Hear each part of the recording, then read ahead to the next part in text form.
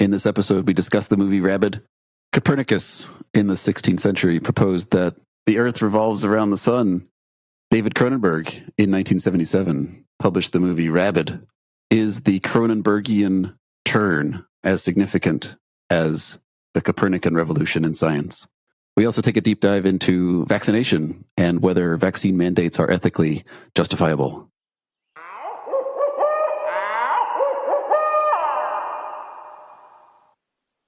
John? Yes, Brian. Brian, how's it going? It's good, John. It's so early. The sun has just risen, and I can feel it burning my skin. Really? Mm-hmm. I have a sun sensitivity. My vitamin D levels are undetectable. You know what else is undetectable? I could make a reference to your genitalia, but that's a little too low bar, for this type of show. So it's too early for that. What's undetectable? Asymptomatic rabies infections, John. Sometimes when you have rabies, you foam at the mouth and you attack people on the subway. Mm-hmm. Other times you just look a little groggy and there's an anus in your armpit that has a syringe attached to it. Right, yeah, right. I guess they're both symptomatic, but visually symptomatic, maybe we can say. There's some hidden symptoms. Yeah. I've heard about that. That's why you got to get the rabies vaccinations. You do, and we can talk later about whether vaccinations ought to be mandatory. Yeah, that is from the movie Rabid from 1977. You'll never guess who directed this movie. No, I can guess it because I actually watched the movie too. It was David Cronenberg. Yeah. David Cronenberg, yeah. David Cronenberg. We're huge Cronenberg fans. We're the biggest fans of Mr. Cronenberg. Mm-hmm. We have giant foam fingers with David Cronenberg #1 written on them. Yeah, and I got this big tattoo of David Cronenberg right in the center of my chest. My David Cronenberg tattoo is inside my chest, so I think I'm the bigger fan. It's true. And it would make more sense, too. It would make more sense. What do you think of Rabid? Rabid, 1977. Not his first picture. He did a couple of other films. It sounded like two of them were somewhat unreleased, kind of underground. And then there was one before this, which was called Shivers. There's one before this named Shivers. I'm just considering this movie and Shivers together as his early release. It's a collective 2-volume set. Well, just like a beautiful butterfly has to go through a chrysalis stage, this might be David's chrysalis stage.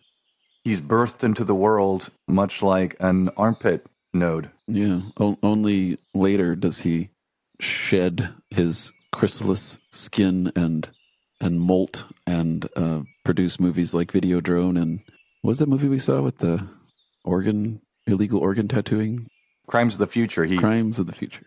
He sheds his skin and then 2 giant ears kind of come out from his back and he just flies away. Yeah, and all he's wearing is a scarf.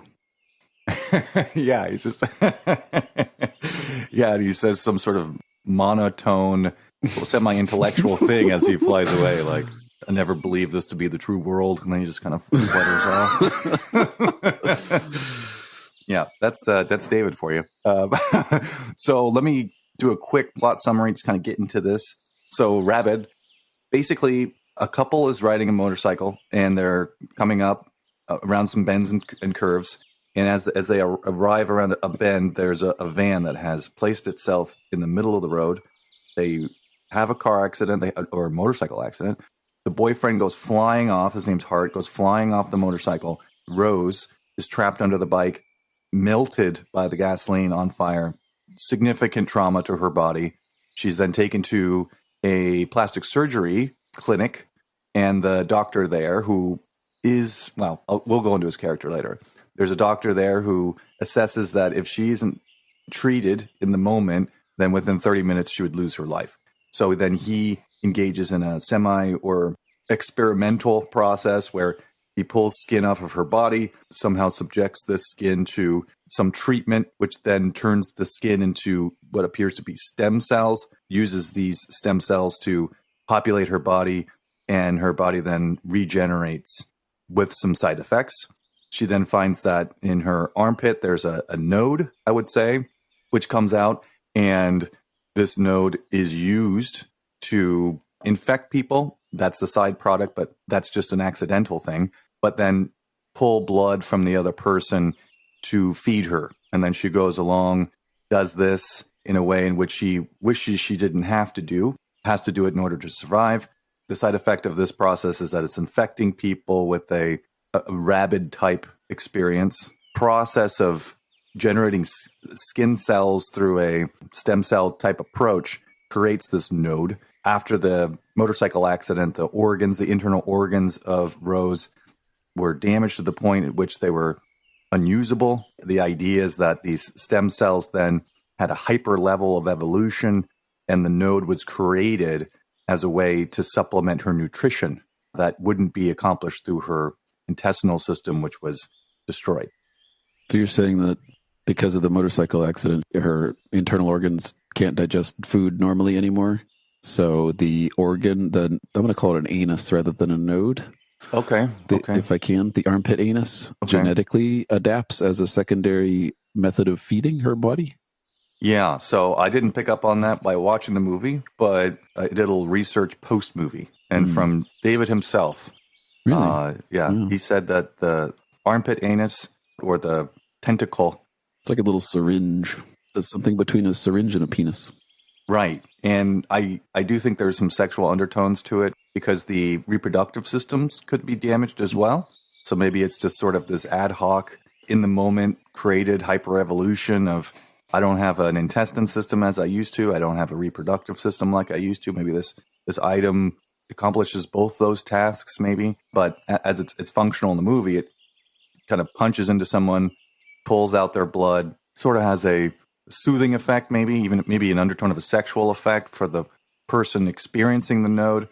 I'm sure having blood drawn from your system through that process can be painful. So maybe it's a anesthetic type process. And so that's what the sexual experience might be attached to. I don't know for sure. The victims of the armpit anus seem to have a brief coma. But as their infection gestates, she seems blissful after feeding her armpit anus. I'm thinking of that scene in the dirty movie theater where she gets that gentleman to sit next to her, and after she feeds on him, there's a look of bliss and perhaps sexual release on her face. So there is some implied pleasure. It could be because when she hasn't fed, she seems to have a withdrawal type experience where she's in pain and agony and she's sweating. So it could be a return to baseline, which in itself provides a sense of pleasure because the alternative is so miserable. But all these things are implied. Having described that plot line, is that the movie you saw? Is there anything I missed? I didn't see the movie suggesting that it was a genetic adaptive feature. Rather, Dr. Kelloyd talks about how using these neutral field grafts, as they're termed, can have cancerous side effects. So I think the movie was pointing us more towards an interpretation that the armpit anus penis syringe was a type of, hyper cancerous growth. I was working under the assumption that Rose kind of had two bellies to feed, so to speak. She had a normal human belly, but just like a zombie, and I think there's some overlap with zombie movies, she had this other unnatural hunger that she had to satisfy, and that was only able to be satisfied by victimizing other people with her armpit anus penis syringe. So just for clarity, your viewpoint on this is that maybe the armpit syringe is a secondary parasite in a sense? Yeah, it's a parasitic organism that is inside her, and she has to also feed it. Yeah, it kind of reminded me of that movie Brain Damage that we saw a while ago. It was a long time ago. It was a bit ago, yeah. That guy lived inside the person's spine, and he'd come out and say, "Hey, how you doing?" And it had an entity that needed to be fed, and it kind of controlled the person. Not a David Cronenberg movie, but a Frank Henenlotter, who did both Basket Case and Frankenhooker. So. I've seen Basket Case, but not Frankenhooker. We'll put it in the queue. Yeah, sounds good. You said that this idea of a evolutionarily adaptive beneficial, I guess, for Rose because it replaced her damaged digestive tract. This was a direct quote from Cronenberg? Yeah, this came straight from Cronenberg's mouth. It's a Cronen quote.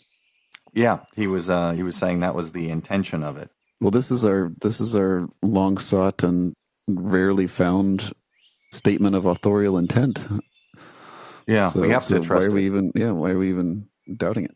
Yeah, yeah. So we'll just go with that. And the interesting thing around evolution is that it is a neutral process in that it's a thoughtless movement towards survival. If we adopt this framework, maybe we layer that in where it kind of seemed like this tentacle had some, I guess, negative consequences. But if we think of it in a survival sort of mechanism of feeding from another, then it has less of a sort of demonic or sort of negative impact. It's more of a, I'm sorry, I'm trying to survive. This is how hyperevolution provided me with an ability to do that. I tried using a cow. It didn't work. You know what I'm saying? So, like, this is the only way that I can feed. So don't blame me. It's Mother Nature. I remember the scene where she hugs that guy Lloyd, who is a fan of having plastic surgery done to highlight his eyes and keep his features youthful. This is early on? Yeah, early on, her first victim, and Right. she just like hugs him, and then he starts bleeding out the side of his body. And I like how the movie didn't explain that until later. Only later did you see the armpit, anus, syringe penis. Mm-hmm. And it is interesting that it's in the armpit. It does have a sexual undertone. It's like you have crotch where a sexual organ might be populated by pubic hair. And then you have an armpit, which is essentially another crotch that is populated by hair that you get during puberty. I've always viewed it that way. You've always viewed it that way. You thought your armpits were your second crotches. Well, sometimes in the morning I just put deodorant in my crotch, and then I think I'm good to go. Of course. Yeah. They're dark, potentially moist crevices in the body, so it fits. Yeah, it's a hidden space that you can have a potential sex organ exit point if needed. It's the alternative exit point. Mm-hmm. Yeah. Well, for her, I guess hugging is putting arms around people is socially acceptable and even desired. So it's a way for her to more easily embrace her victims. If it was coming out of her toes or something, she'd have a harder time feeding. Yeah, it does require a certain amount of intimacy and closeness, much like a sexual encounter would. Yeah. In thinking about hyperevolution, I've had an idea around. Ever heard of my shotgun penis theory here? No. We're speaking purely biological here, so we'll talk about things that might come off as sexual, but that's not the intent. You have a male penis, and you have one tube of transport for both urine and semen. Mm-hmm. I always thought what would make more sense is if you had a tube for urine and a separate tube for semen. And this is where the shotgun penis concept comes from. What benefits would such a setup confer? I felt it was a little unsanitary if I'm, say, for instance, impregnating someone and maybe I happen to have used the restroom recently, that there would be a contaminant. And so that could cause some problems. And maybe with the shotgun penis, there would be a cleaner tract and maybe a redundancy to it as well. The reproduction is primary. So the idea that if my torso is destroyed, digestion for survival and reproduction are the two primary things. So, with the shotgun penis, it would provide a redundancy to my ability to reproduce.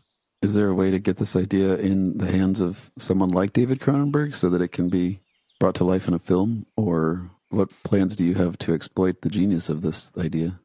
Yeah, maybe I could somehow get in contact with his agent and kind of pitch this idea. Yeah, I think either his agent or just go directly to Viggo Mortensen with it, and Viggo's got David on speed dial. Yeah, I could do a fan film. It probably won't get out of production. It'll be in pre-production hell for a while. Oh, well, that's there, and I feel like this movie was both a zombie movie and not a zombie movie at the same time. Did you see it as a zombie movie or something different? It had two parts to it. So you have this hyper-evolutionary character, and then you also have a spontaneous generation of a virus, which it's difficult to accept one, but to accept both at the same time, it's like, okay, this person had a hyper-evolution in which it created this armpit penis, And there's a secondary virus that is spontaneously created, which is compatible with the human and creates this violent tendency for them to go out and kill other humans. And so it's almost like two movies in one. Yeah, well, Rose is patient zero, and she doesn't foam at the mouth or lose control and attack random strangers biting them. But that's what her feeding results in. So she goes out. I think she's the only one who has the armpit, anus, penis syringe, and she goes out and feeds. And then the victims of her feeding, they do not develop anus, armpit, syringe penises. Rather, they develop rabies, and they foam at the mouth, and they randomly bite people in public. So she's got a different symptom profile than her victims do. No, absolutely. And she doesn't even realize what's the byproduct of her feeding. And thinking about it biologically, I don't know why, just because I had a hyperevolution, that then I also spontaneously create a virus that infects others. It doesn't necessarily feel like a sequence that makes sense, because, I'm, as an entity on its own, have an evolutionary experience, and then all of a sudden, this other virus just comes out of nowhere. Mm-hmm. There isn't really a backstory on the virus. I get the armpit penis, but the virus just, I don't know, there isn't enough evidence that would happen, or there's not enough structure to suggest how it happened. Yeah, I feel like there's this trope of sort of femme fatale, Black Widow female character going on in this movie. Many of her victims are men who she seduces into close contact and then feeds on. That feels like one plank thematically. And then alongside that plank is this zombie outbreak containment theme, which obviously they're connected through the character of Rose, but they're not compatible. They don't cross over in a way. Yeah. And I would push back a little bit on the sexual piece, because half her victims are women, which there's nothing wrong with lesbianism, so that could be it. But most of the victims don't have a sexual interest. The first person is just someone on the ward and who's trying to make sure that she feels better because she's thrashing. But at the same time, in that scene, she's lying there in bed with the sheets pulled down, so her breasts are exposed, and she says that she's cold and she wants to hug him and get his body warmth. And when that happens, she sort of moans and with pleasure and says how good it feels. And Lloyd sort of is trying to back off, like, hey, I'm not sure I'm comfortable with this sort of thing. So I think there is a sexual element as well, even in that encounter. Yeah, there is a little undertone, but it's detectable, but it's not the primary kind of pull. And then the lady in the hot tub that she encounters, the hot tub lady's like, I'm getting out of the hot tub. Like, she's trying to escape. Then Rose is coming in. But she does have a seductive kind of presentation. And then the truck driver kind of picks her up, and it didn't appear that there was some expectation of sex. And then it was an old lady in a car that picked her up as a hitchhiker. The only real victim who's pursuing a potential sexual interest happens later. So there was a guy in the porno theater who approached her, who obviously had sexual intentions. And in the mall, the guy comes up to her, tries to pick her up, and he obviously had an intention of some sexual encounter. And then Santa gets shot. Unrelated, but worth mentioning. It was related, but thematically different. So I hear what you're saying. There is an air of sexuality to this process, but it's difficult to put one's finger on or in where this is most prevalent.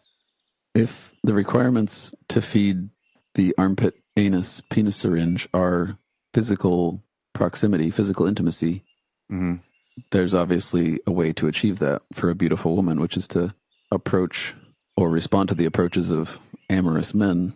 How else are you going to get your armpit within striking distance is my question. Yeah, no, you're right. I mean, randomly hugging people isn't socially acceptable. And you have to have a victim that is pushing in for the hug or is not pushing back against the hug. What about this? You go to a mall and you advertise a deodorant.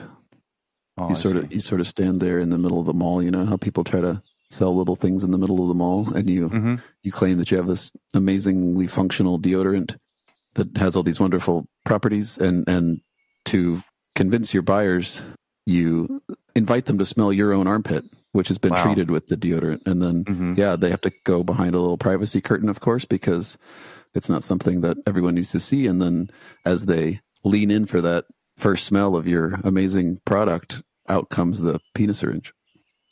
Not a bad idea. As you described it, I was thinking maybe I'm in the mall and I have my little kiosk and I'm selling crutches, But at first I have like an injured foot.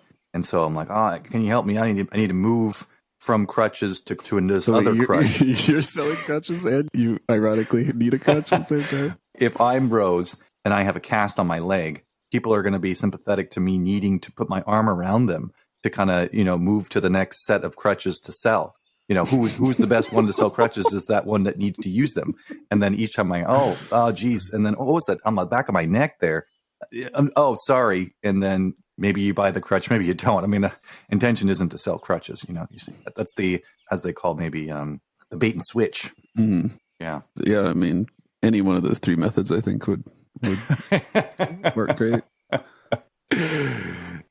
But let me just move into this idea of what I would describe as a Cronenbergian turn.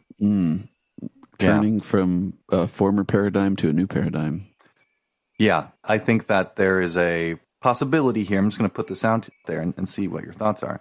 Where in the 60s, early 70s, the horror genre is mostly populated with a supernatural type movie. You have an insane amount of Dracula movies, actually. Son of Dracula, Sister of Dracula, lots of Dracula movies. But overall, there's a fantasy element. There's a witch element. There's all these sort of like mythological horror elements that really populate most of the movies in the 60s and 70s. This idea of horror that's far away from me in a distant land of curiosities that I have distance from, but I can appreciate. And so I'm horrified at a possibility, but this isn't in my world. This is a completely different world that I can look through the little peek hole and see, but from my safety of my house, it's not here. It's over there, but it's still horrifying. And so the Cronenbergian turn is that this has now been positioned front and center, right in front of you. In fact, possibly inside you. Inescapable horror, essentially. This is horror that through a possible casual encounter of just someone putting their arm around you ends in a horrible situation. Or these plots take place in apartment complexes of density.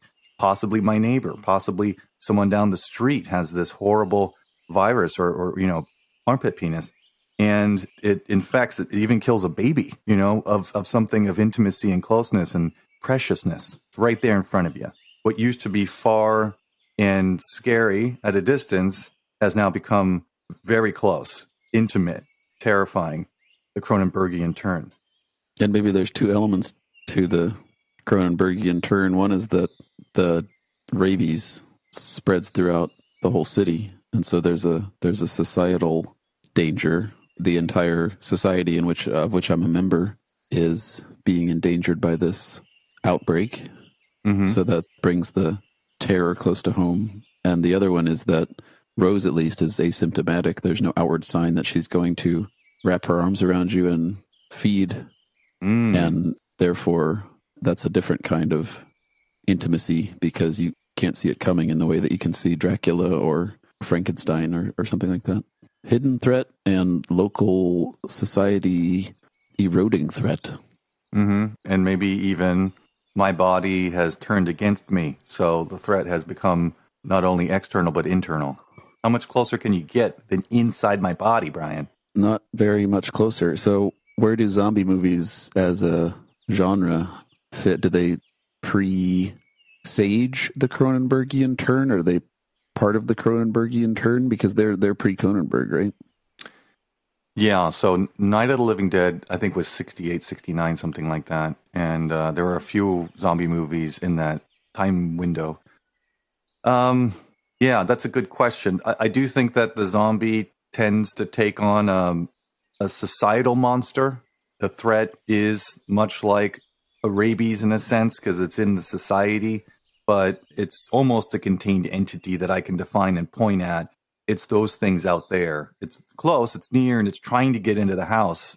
There's a lot of home invasion elements here, but it's still outside. It's real close, but it's not quite as close. and it's still kind of defined as the monster. It's the mummy. It's the skeletons. It's like a mob. So the mob in itself has a single entity. It's an identifiable external threat. Yeah, there you go. That's true. Well, the Cronenbergian turn. What has followed from the Cronenbergian turn? Or in what sense are we still living under this new paradigm? That's to be discovered. This possibility has been birthed, much like an armpit penis. We haven't quite found where it has stabbed and infected and then propagated. Well done, David. A one-man paradigm shift. Yeah, that's right. He's influenced the genre to a degree that maybe few know. And I think that these early movies, I haven't seen Shivers, but he doesn't continue making horror movies, right? So he comes in, changes the entire paradigm, and then drops the mic, so to speak, and starts making different kinds of movies about people tattooing illegally grown internal organs with Viggo Mortensen. Right. He kind of straddles this sci-fi horror type genre, which he's almost created his own genre, really. The biggest movie he did was The Fly from '86. That's a sci-fi movie in my review. It has horrific elements, but so does Alien. That fits in a sci-fi bucket. We're still unpacking this paradigm shift, clearly. Yeah, exactly. We're experimenting with these ideas, and who's to say? Maybe our listener might be able to either... Did you say listener? Prove or disprove this potential paradigm shift, the Cronenbergian turn. Again, penis, genius. Not sure what this stands. With all John's big ideas, you never know. I think there might be a third option now, which is armpit syringe penis. Right. Hidden penis. I have a segment, John. As always, we're going to be dissolving some of the most thorny philosophical questions in our talk today. Right. Okay. And this movie suggests the theme of vaccination. It doesn't really explore it. Everyone in the movie seems to, as far as we can tell, queue up in order to be vaccinated. They have a vaccine against this outbreak, which is, I don't know if it was just a standard rabies vaccine or whether they very, very quickly developed an effective vaccine. But it's not a big theme in the movie. But it did remind me of recent times and current times living through COVID. Mm-hmm. What are your thoughts on COVID vaccines? Should all people have to get one, or should there be some choice? Oh, we're stepping into some concerning territory as it relates to politics, personal choice. I wouldn't want to offend any of our listeners or listener. Yeah. Any part of that one listener? Right. I think that, I won't even say what I think. I would say that in what are general, some possible positions? Some possible positions, yeah. A possible position in the ebb and flow of this is that it's strongly recommended that one does it, but requiring pushes into an authoritarian maybe requirement, and I think people start to feel uncomfortable under those conditions. Yeah, certainly. I think there's two ways that one can look at getting a vaccine. You can do it from a position of self-interest, like, I don't want to get this disease, and I know the vaccine will diminish the harm if I do get the illness. So there's a self-interest angle, but there's also a more ethically nuanced and maybe more philosophically more interesting idea of the common good. There's a phenomenon in epidemiology called herd mentality. Herd immunity, I'm familiar with, but mentality, maybe not. Thanks. Herd immunity. I was thinking of something else. Well, that's also an interesting idea, maybe, but if it exists. How would you define herd immunity? Herd immunity, as far as my understanding of it, is that once you break a certain percent of the population that has been vaccinated from a particular illness, then it doesn't have the ability to replicate itself. It becomes isolated and dies through its inability to reproduce. Yeah, and it doesn't even require 100% vaccination rates. I think it's something like 93 or something. So should 9 out of 10 people, let's say, get the vaccine, that one person out of 10 who didn't get it still benefits because the disease can't propagate that way. Mm-hmm. So I personally would get a vaccine for self-interest. You'd go the self-interest route. The self-interest route, yeah. And I understand that it's also serving the common good, but that's not what motivates me to get it. What motivates me to get it is I don't want to get very sick. And so I think it's interesting, these arguments for things like mandatory vaccines for the entire population or for even segments of the population, for example, healthcare workers. Those arguments often focus, I feel, on what you're doing for the common good. And we need to achieve herd immunity for the common good. But those arguments aren't as motivating, I believe, than the self-interest argument. Yeah, I would say that most people are motivated by self-interest, and then secondary comes the polis, as one might say, or the society. And society is typically thought of secondarily to the individual. I think that that's just how people are. And to a degree, maybe that's the only way they can be. A self-sacrificial element under certain conditions, maybe. But overall, if my motivations are externally placed, my ability to survive has dropped tremendously because I haven't prioritized my own ability to reproduce and survive. An abstract concept could be that, well, I should do this for society, and hey, look, it might benefit me too. But if there's no benefit for me, I'm not doing it. If I review this and think there's either no benefit for me or a negative benefit for me, I don't think many people are going to do it. Do you think that when there are mandatory vaccination rules, for example, I did a little research, and there's no federal mandatory vaccinations. Every mandatory vaccination, things like smallpox for kids or whatever, those are done on state or local levels of government. But a lot of exceptions are allowed for religious objections. You can choose to not get a vaccine under certain mandates, or not have your child vaccinated under certain mandates because of a religious objection. That feels still like an individual interest. I don't want to get a vaccine because if I do, I will sin and therefore I will be in eternal damnation. Another individual choice, in a sense, a selfish choice. So ultimately, we're willing to hinder our approach towards herd immunity in order for you not to feel like you've sinned against your God. Yeah, or that I am a bit suspicious to government and feel that if I get this injection, I will be tracked by Joe Biden or something like that. Politics have entered into it. Right, exactly. But that's still a personal interest decision, not a societal interest decision. One final point is the ability that our ethical consideration has to widen beyond our own self-interest. I think that going from this vaccine will help me to not be sick, or conversely, not getting this vaccine will allow me to avoid government implants or avoid compromising my immune system in some scientifically unforeseen way. Those considerations focus on my own self-interest, and then we have this other idea that herd immunity is a common good and we need to all chip in and do our part in order to make that happen. But I wonder if there's a more ethically stimulating middle ground in terms of the benefits for others, expanding just slightly beyond your self-interest and considering not the entire nation or even the entire city, but rather just thinking of your family members or your extended family or your coworkers and having their health in mind, and maybe just your family to start. Do you feel like that just reducing the herd to that size would trigger the ethical instincts in the same way that individual self-interest triggers them? I think that there's a extension of self to other. So my partner is me as much as I am me, maybe not 100%, but 60%, 40%. So if I marry someone and they die, part of me dies. So I think that it might be less about me becoming more altruistic to the other, but more me extending myself into the other. So now I still have a selfish reason because now that person is part of me.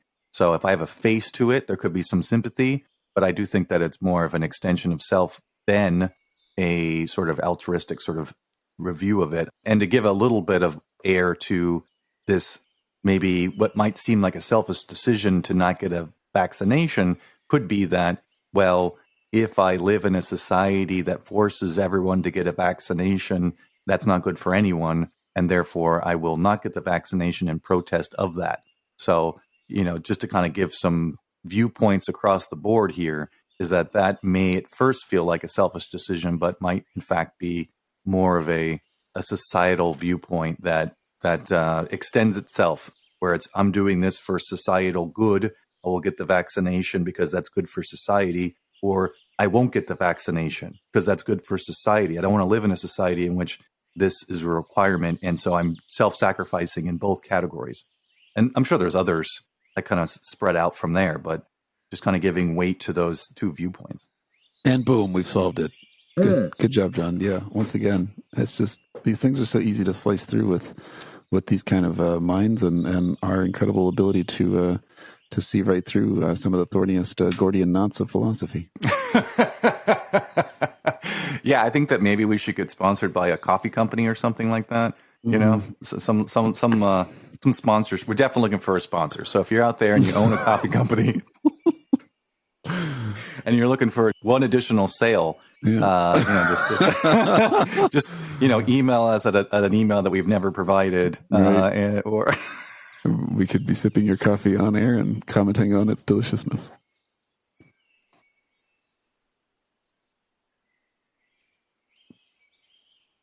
It's 4 different flavors.